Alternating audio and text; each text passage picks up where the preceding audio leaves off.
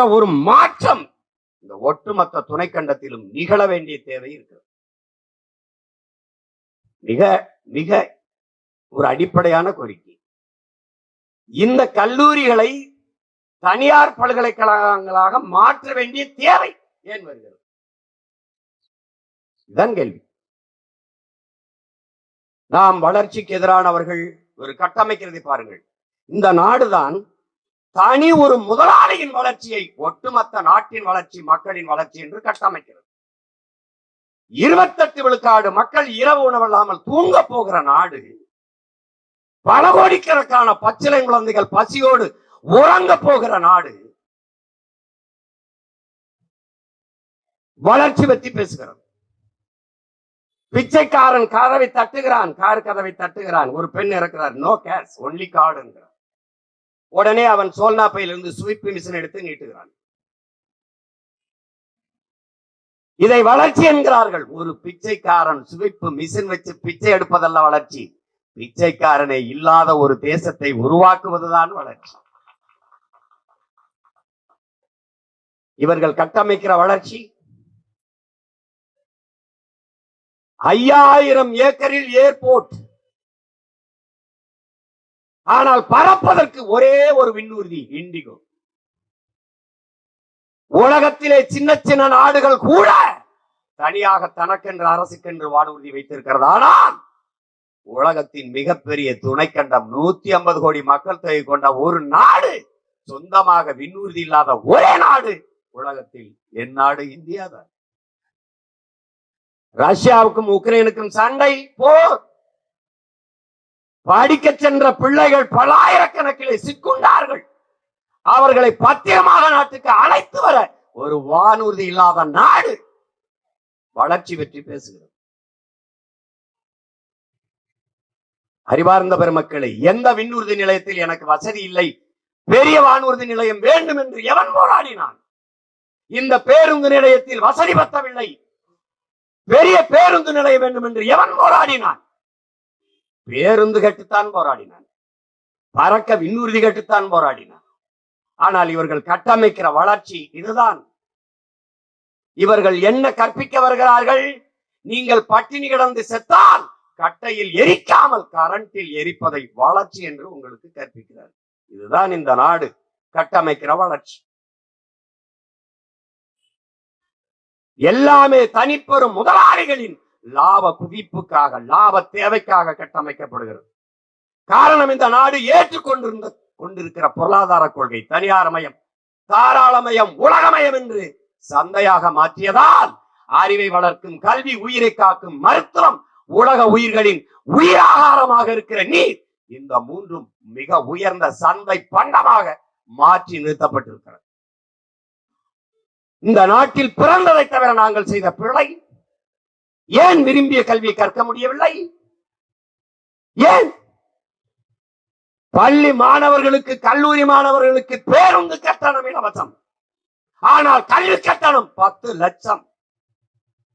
நாம் கேட்கிற மாறுதல் என்ன? கல்வியை தரமாக இலவசமாகத்தான், பஸ் கட்டணத்தை நாங்கள் எடுத்துக் கொள்கிறோம் என்கிறோம். இதுதான் நாம் விரும்புகிற மாறுதல். நீ இந்த பஸ் பாஸ் ஃப்ரீ, ஆனால் அங்கே 10 லட்சம் 5 லட்சம் கட்டி சீட்டு. இது என்ன ஒரு முறை? இது என்ன ஒரு முறை? என்ன முறை இது?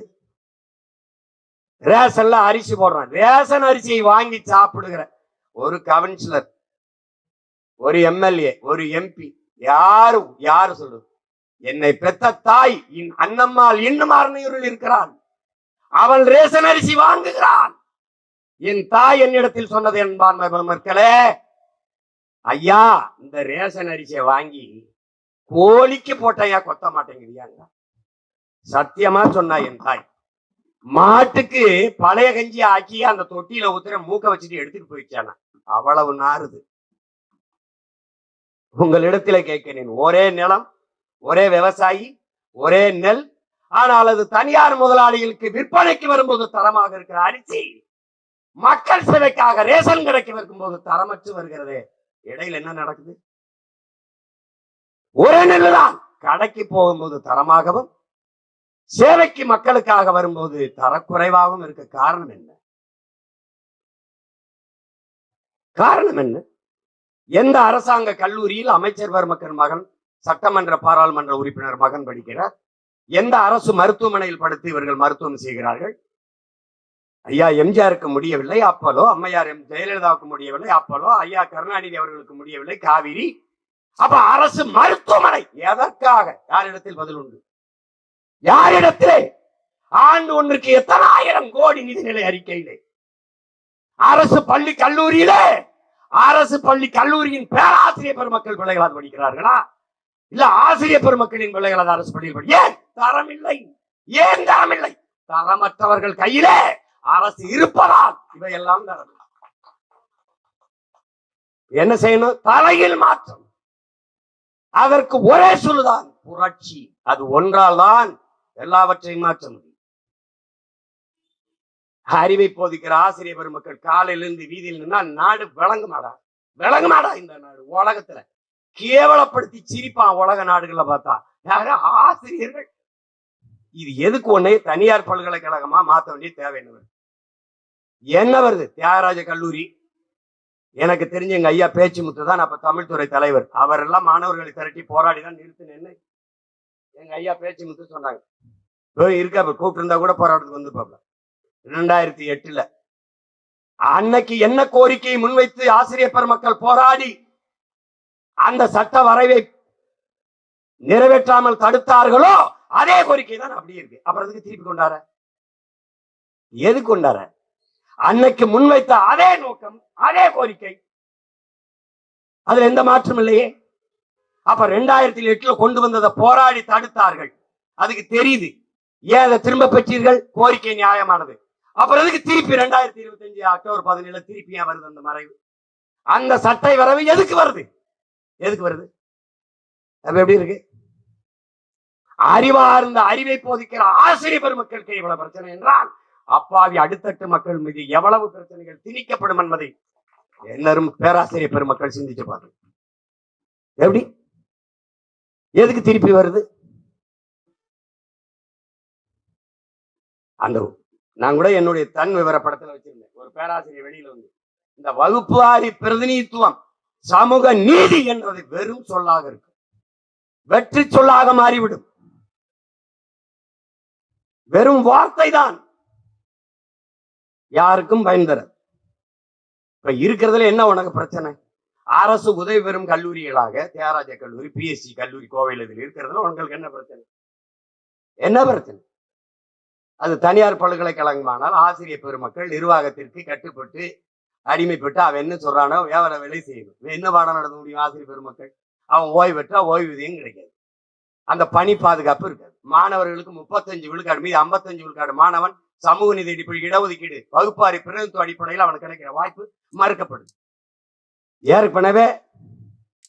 ஏற்கனவே நீட்டுன்னு ஒன்ன கொண்டாந்து முடிச்சிட்டாங்கல்ல. பல லட்சக்கணக்கான மாணவர்களின் மருத்துவ கனவுக்கு தீ வச்சு கொளுத்திட்டார், சாம்பலாக்கிட்ட. நான் எத்தனை தடவை கேட்கிறேன், எவரிடத்தில் இந்த நாட்டில் பதில் உண்டு? உங்களிடத்தில் இருக்கா? யார்கிட்ட இருக்கு? யார்கிட்ட இருக்கு? நான் நீட் எழுதி வரேன், இங்க பாருங்க. நீட் 2000 மதிப்பெண்ணுக்கு 1200 மதிப்பெண்ணுக்கு 1195 அல்லது 99 நான் வாங்கிட்டேன். ஆனால் நீட் எழுதும் போது நான் தோற்றுட்டேன்னா மருத்துவ கல்வி படிக்கிறதுக்கு தகுதியற்ற மாணவன். 850 அல்லது 900 மதிப்பெண் வாங்கி அதை எல்லையில பார்டர்ல பாஸ் பண்ண ஒரு மாணவன், ஒரு மாணவி நீட்ல தேர்ச்சி பெற்றால் அவன் மருத்துவ கல்வி பயில்வதற்கு தகுதியானவன். இது எப்படி? இந்த நீட்டு தான் எல்லாத்துக்கும்னா இந்த +1 +2 தூக்கிட்டு நேரடியா நீட் சிலபஸ் போயிட வேண்டியதானே? எதுக்கு? ஏதாவது பதில் வச்சிருக்கியா? நீ எல்லாத்துக்கும் ஒரே நிவாரணம் ஆதார்னா. இப்ப இந்த வாக்காளர் சிறப்பு சீர்திருத்தத்துல ஆதார் இன்வாலிடுன்ற. டேய், உனக்கு என்ன பைத்தியமாடா நீங்க? உங்களுக்கு என்னடா பிரச்சனை? பைத்தியமா? பைத்தியக்காரன் கூட ஒரு தடவை சொன்னதை திருப்பி அதே தாண்டா சொல்லிட்டு இருப்பான். முத்துன பைத்தியம் பிரச்சனை இல்ல, அது தலையே சொரிஞ்சுக்கிட்டு இருந்தோம். அறப்பைத்தியங்களாலதான் அடுத்தவன் தலையை போய் பிடிச்சோரி. இது பூரா அறமெண்டல். நீங்க ரொம்ப பைத்தியம் முத்துச்சுன்னா அதுவா இருந்துட்டு அதுவா பேசிட்டு இருக்கோம். அறப்பைத்தியம் தான் கடிச்சு வைக்கும், கல்லெடு தெரியும். வெறி திரும்ப திரும்ப சொல்லும் போல இந்த பைத்தியக்கார பயல்கிட்ட மாட்டிக்கிட்டு நம்ம படுற பாடு இருக்க. எவனாவது பாருங்க, ஜிஎஸ்டி பாருங்கள், நான் கேட்கறதுல உங்களுக்கு ஜிஎஸ்டி விதிச்சா எதுக்கு விதிச்சா? திருப்பி 200 பொருளுக்கு ஜிஎஸ்டி வரி குறைப்பு. ஏன் குறைக்கிற? வேற வேலை இல்லை என்ன உனக்கு? 10 வருஷம் கழிச்சு 200 பொருளுக்கு 5 வட மாநிலங்கள்ல தேர்தல்ல தோக்கடிச்சு போறான்னு பயம். 5 பொருளை உட்காந்து இதுக்கு குறைக்கிறேன். ஏன் குறைக்கிறேன்? பதில் சொல்லு. ஏன்னா வரி சுமையான வரியை என்ன இதுக்கு விதிச்ச? பதில் இருக்க? ஏய் வாடா, நாட்டு குடிகள் சுமக்க முடியாத அளவுக்கு வரி சுமையை விதிக்கிற ஒருவன் சரியான ஆட்சியாளனாடா, அறமெண்டலாடா? யாரா நீங்க? யாரு? பணம் செல்லாதுன்னா என்ன ஆயிரும்? ஊழல் லஞ்சா ஒழிஞ்சிடும். அப்ப என்ன இதுக்கு ஒவ்வொரு வீட்லயும் இடி ரைடு, இன்கம் டாக்ஸ் ரைடு எதுக்கு வருது? ஊழல் ஒழிஞ்சிரும், லஞ்சம் ஒழிஞ்சிரும். எங்க வருது? எதுக்கு ரைடு போடுற? பணம் செல்லாது, தீவிரவாதம் ஒழிஞ்சிரும். அப்ப புல்வாமா, பகல்காம், நேத்து டெல்லியில கார்ல குண்டு பிடிச்சு கொண்டு, அதெல்லாம் என்னது? தீவிரவாதம் இல்லது, அது பயங்கரவாதம் இல்ல. அப்ப என்ன பக்கவாதம், சுரண்டுவாதமா? என்னடா உங்க பிரச்சனை? என்னதான் உங்க பிரச்சனை? எல்லாத்தையும் சகித்துக் கொள்கிற மக்கள். இங்க இருக்கிற பிரச்சனை என்ன? வறுமைக்கு ஒரு அறியாமை. வறுமைக்கு ஒரு குழந்தை பிறக்குது, அது அறியாமைக்கு ஒரு குழந்தை பிறக்குது, மறதி. இந்த மூணும் இந்த அரசியல் தலைவர்களுக்கு முதலீடாயிருக்கு. நேத்து ஒண்ணு பேசுறேன், இது எதுக்குப்பா போட்ட? கேட்கலையே. இது எதுக்கு குறைக்கிற? கேட்கவே இல்லை. இப்ப எதுக்குப்பா இந்த அரசு உதவி பெறும் கல்லூரியை தனியார் பல்கலைக்கழகமா ஏன் மாத்திர? கேட்கல. ஏன்னா அவனுக்கு பொழுது போகல, மாத்தல. இப்ப நம்ம போராட வேண்டியது இருக்கு. இப்ப இந்த 2 மாசத்துல தேர்தல் வரும்போது இந்த அக்டோபர்ல கொண்டு வந்திருக்காப்ல. எங்க நீ நிறைவேற்றி காட்டியிரு பாக்குறேன். காட்டியிரு. நீ கடலுக்குள்ள பேனா சில வச்ச கதை தான் அது. வச்சிரு பாப்போம். நீ இந்த பரந்தூர்ல ஏர்போர்ட் கட்டி காட்டு பாப்பம் இருக்கனே, கட்டிரு. 8 வழிச்சாலை போட்டு பாப்பம். போட்டியா? இந்த காட்டுப்பள்ளியில துறைமுகம் கட்டி காட்டுன்னு இருக்கேன். இந்த மகன் இந்த கட்சி நடத்துறது, இந்த தேர்தல்ல ஓட்டு வாங்குறது, நாட்டாளுறது இல்ல. நான் என் ஊர்ல ஒரு குலதெய்வம் இருக்கு, கற்பனைசாமி அருவாளோட. என் கையில அருவா இல்லையே ஒழிய நீ என்னைய தாண்டிதான் இந்த நச்சு திட்டம், அந்த கேவலமான இந்த வேலையெல்லாம் செய்ய முடியும். நீ சும்மா இதெல்லாம் பண்ணிட்டு தெரியக்கூடாது. நீங்கள் உங்களுக்குள்ள ஒரு மாறுதல், இந்த கேடுகட்ட பணநாயக ஆட்சி முறையை ஒழித்து தூய ஜனநாயகத்தை மலர செய்யணுங்கிற ஒரு வெறி. இவங்களை ஒழிக்கணும்டா அப்படின்னு. நீங்க ஆள் மாற்றம், ஆட்சி மாற்றத்துக்கு பாடுபடுவீங்க. இல்லை, அமைப்பு மாற்றம், அரசியல் மாற்றத்திற்கு பாடுபடும், ஆட்சி முறை மாற்றத்திற்கு பாடுபடும். இங்க தேர்தல் அரசியல், கட்சி அரசியல் இருக்கிறது, மக்கள் அரசியல் இல்லை. இங்க செய்தி அரசியல், விளம்பர அரசியல் இருக்கிறது, சேவை அரசியல், செயல் அரசியல் இல்லை. இது ரெண்டுக்கும் உங்களுக்கு புரியுதுன்னு நினைக்கிறேன். குடும்ப தலைவிக்கு செப்டம்பர் 16 இருந்து 1000 ரூபாய் கொடுக்க போகிறோம், ஜனவரி 1 இருந்து விளம்பரம். இது செய்தி அரசியல், இது விளம்பர அரசியல். செயல் அரசியல் அது இல்ல. செயல் அரசியல் என்ன? ஒரு குடும்ப தலைவி 1000 ரூபாய்னா ஒரு நாளைக்கு 30 ரூபாயோட சம்பாதிச்சுக்க முடியாத ஏழ்மை வறுமையில் இருக்காளா? அப்போ எங்க ஆத்தா ஒரு நாளைக்கு களை வெட்டுறவனுக்கு 300 ரூபாய் கொடுக்குறா. என்னத்துக்கு நீ 30 ரூபாய் கொடுக்குறா? அப்போ என் தாய்க்கு ஒரு நாளைக்கு 30 ரூபாய் ஈட்டிக் கொள்வதற்கான வாய்ப்பை ஏற்படுத்திக் கொள்வது மக்கள் அரசியல். அது சேவை அரசியல், செயல் அரசியல். இதுதான் நாம நிறுவ வேண்டிய அரசியல். இல்லைன்னா நீங்க இருப்பீங்க, நீங்க போனவிட உங்க பிள்ளை வந்து போராடும், அப்ப அவன் பிள்ளை போராடும். அப்ப போராட்டத்தை இன்னொரு தலைமுறைக்கு கையளிக்க போகிறீர்களா? இல்ல இதோட முற்று பெற்று நீங்கள் வீதியில நிற்பது போல என் தலைமுறை நிக்க கூடாது என்று ஒரு நிலையை உருவாக்க போகிறீர்களா? இதான் உங்களுக்கு முன்னாடி இருக்குது. இதை விடுங்க. நீங்க வீட்டுல போய் நிம்மதியா படுங்க, போய் பாடம் நடத்துங்க. எந்த கொம்பம் வந்தாலும் இந்த பல்கலைக்கழகத்தை இந்த தனியார் பல்கலைக்கழகமாக, அரசு உதவி பெறும் கல்லூரிகளை தனியார் பல்கலைக்கழகமா மாற்ற முடியாது, மாற்ற மாட்டாரு. நான் சொல்றதுதான் திருப்தி பேசிட்டாப்ல. நான் முதியோர்களை பாதுகாக்க, பெற்றோர் குழந்தைகளால் கைவிடப்பட்டவர் பாதுகாக்க அன்பு சோலைன்னா அன்பு சோலை. நான் இந்த எந்த ஒவ்வொரு கல்வி என்பது ஒவ்வொரு மனிதனுக்குள்ளும் தனித்த பேராற்றல் மறைந்து இருக்கிறது. அதை கண்டுணர்ந்து வெளிக்கொணர்வதற்கு பேர் தான் கல்வி. இது வீரத்துறவி விவேகானந்தர் கற்பித்தது. அதுதான் ஐன்ஸ்டீன் சொல்றான். இந்த மனப்பாடம் பண்ணி ஒப்பிக்கிறது வாந்தி எடுக்கிற முறைடா, அது இல்ல. ஒவ்வொரு மனிதனுக்கும் தனித்த பேராற்றல், அதை கொண்டு வரணும். அதான் தனித்த எக்ஸ்ட்ரா கரிக்குலர்னு வச்சிருக்கான். அது இல்ல மெயின் கரிக்குலர்னு மாத்துவேன்றேன். அதை நேத்து என் தம்பி உதயநிதி பேசிருக்காப்ல. இப்ப நான் சொல்றத பேசுவாங்க. எங்க நீங்க நிறைவேற்றி காட்டியிரு பார்ப்போம். தியாகராய கல்லூரிகளை இந்த கல்லூரிகளை அரசு உதவி பெறும் கல்லூரிகளை தனியார் பல்கலைக்கழகங்களா மாத்துங்க பார்ப்போம். அது நடக்காது. நீங்க போட்டு வருந்திக்கிட்டு போட்டு மன உளைச்சலுக்கு ஆளாகிட்டு இருக்காதீங்க. நிம்மதியா போயிருங்க. நடக்காது. இதையெல்லாம் நடத்த விடுறதுக்கா நாங்க இப்படி தெரியுறோம்? இவ்வளவு வேலை வெட்டி விட்டுட்டு இப்படி கத்திக்கிட்டு இருக்கோம்னு நினைக்கிறீங்க? அதனால கோரிக்கையை வச்சாச்சு, வலியுறுத்தியாச்சு.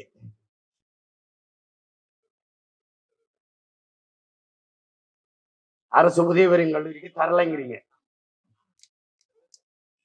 கோரிக்கை கேட்டுச்சுன்னு நினைக்கிறேன்.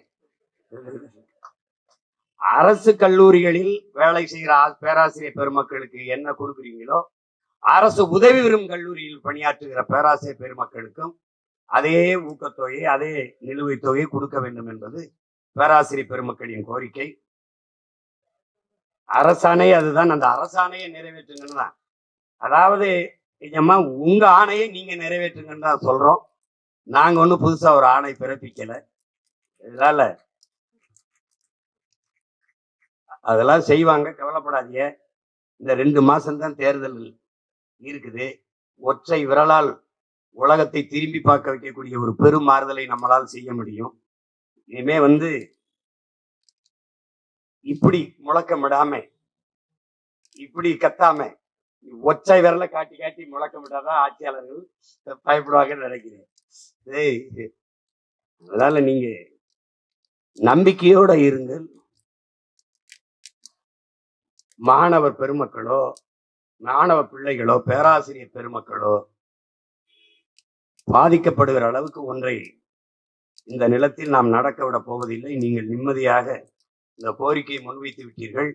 இதன் மூலமாக உங்களுடைய கோரிக்கை, உங்கள் பக்கம் இருக்கிற நியாயம் உலக தமிழ் சமூகத்துக்கு, இங்கே உள்ளூரில் இருக்கிற இதை பார்த்து கொண்டிருக்கிற எல்லாருக்கும் தெரிய வரும். ஏன் இதுல என்ன பிரச்சனை, இவங்க எதுக்கு இந்த கவனிக்காம இருக்காங்க, இந்த பிரச்சனையை அவர்களுக்குள்ள திணிக்கிறார்கள் என்று புரிய வந்துவிடும். இது என்னுடைய பேரன்புக்கும் மதிப்பிற்கும் உரிய உயர்கல்வித்துறை அமைச்சர் தம்பி கோவி செழியன் அவர்கள். உங்களுக்கே தான் நேரடியா பேசுறேன். ஏன்னா உங்களுக்கு தெரியும். நீங்கள் மறு பரிசீலனை செய்வோம் என்று சொல்லி இருக்கிறதா சொல்றார்கள். பரிசீலனை செய்யாதீர்கள். இந்த திரும்ப பெறுங்கள். உங்களுடைய தலைவர் ஐயா, முன்னாள் முதல்வர் ஐயா கருணாநிதி அவர்கள் எப்படி திரும்ப பெற்றார்களோ அப்படி இந்த வரைவை நீங்கள் சட்ட முன்வரவை திரும்ப பெற வேண்டும் என்பது போராடி கொண்டிருக்கிற பேராசிரியர் பெருமக்களின் வாயிலாக நான் முன்வைக்கிற கோரிக்கை. அப்படி இல்லை என்றால் இன்றைக்கு அவர்கள் முன்னெடுத்திருக்கிற இந்த போராட்டத்தை நாங்கள் முன்னெடுப்போம். தேர்தல் நேரத்திலே களத்திலே இதை ஒரு முதன்மையான சிக்கலாக, பிரச்சனையாக, மெயின் இஷ்யூவாக வைத்து இதை மக்களிடத்தில் கொண்டு போய் சேர்ப்போம். முன்னாடி உட்கார்ந்து இருக்கிற பேராசிரியர் பெருமக்கள் 200 பேராக இருந்தாலும் அவர்களிடத்திலே கல்வி பயின்ற மாணவ பிள்ளைகள் பல லட்சக்கணக்கானவர்கள் இந்த நாடெங்கிலும் இருக்கிறார்கள் என்பதை நினைவில் வைத்துக் கொண்டு இந்த சட்ட முன்வரைவை நீங்கள் திரும்ப பெற வேண்டும் என்கிற கோரிக்கையை முன்வைக்கிறேன்.